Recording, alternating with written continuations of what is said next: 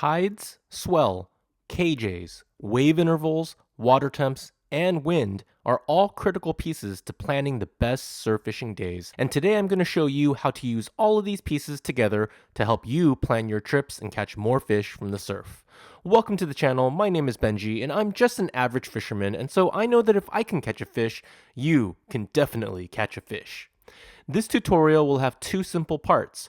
We'll start by providing a simple definition for the most important terms specific to what I look for in surf fishing conditions.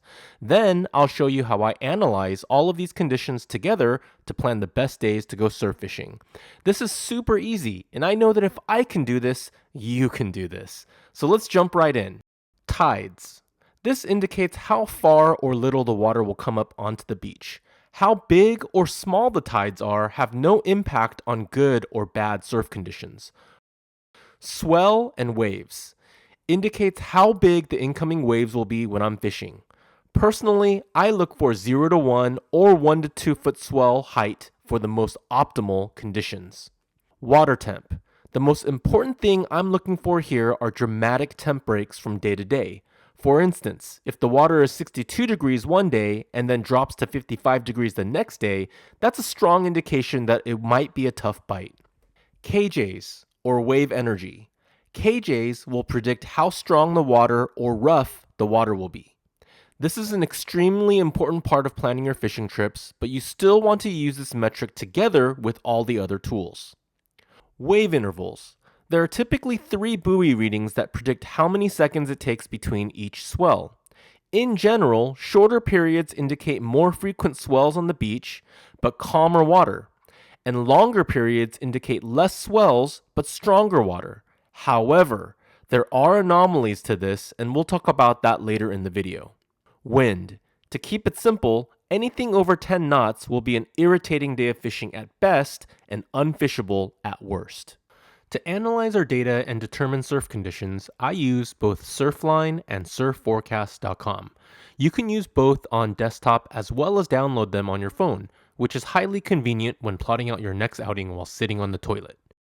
I like Surfline as my primary tool as the interface is extremely user-friendly, plus it has surf cams, which honestly, if you don't want to learn any of this, you can just look at to see what the water's like at almost every location up and down the coast. The downside is that Surfline costs about $100 per year, and so if that's out of your budget, you can easily use Surf Forecast, and it has all the same information you need with some slight variances that we'll talk about later in this video.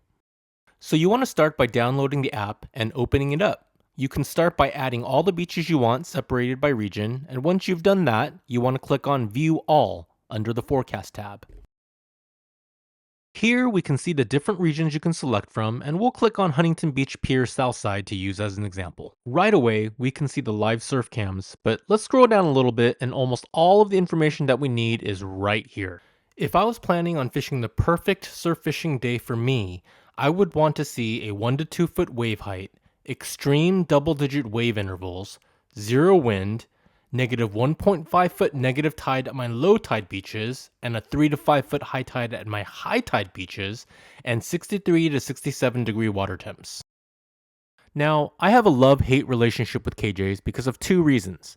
Number 1, KJ measurements are incredibly different between Surfline and Surf Forecast, with Surfline almost always about 3 to 5 times smaller than Surf Forecast. And number 2, while many people make KJs the sole predictor of rough or calm water, I find that the reported KJs on either app is not always accurate.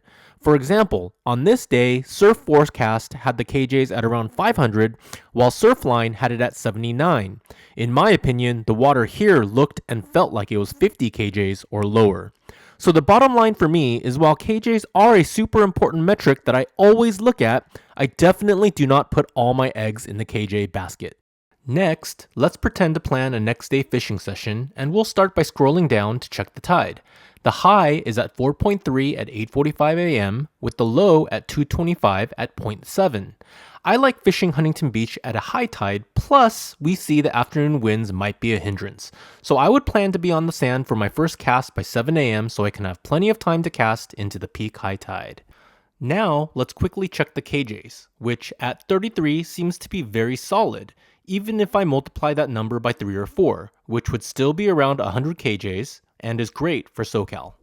Next, we see that there will be a 3 to 5 foot wave height with a primary wave interval of 8 seconds, which may indicate some choppy and ruffled water. But we also see an extreme double-digit interval as a secondary swell, which might give us plenty of time between sets to make some good casts. With all of these metrics in mind, I'd be willing to throw the Lucky Craft, as I believe the water, while not perfectly calm, would be good enough to give the LC a shot. However, in my opinion, the better choice on this day would be to throw the Carolina rig with the 3/4 ounce egg sinker, as I believe this would be the most effective given the conditions. As my friend Michael Majors recently stated in our exclusive BKF Discord, checking conditions determines how I fish, not if I fish. Here's a summary of what I'm looking for when it comes to the best surf fishing conditions for me.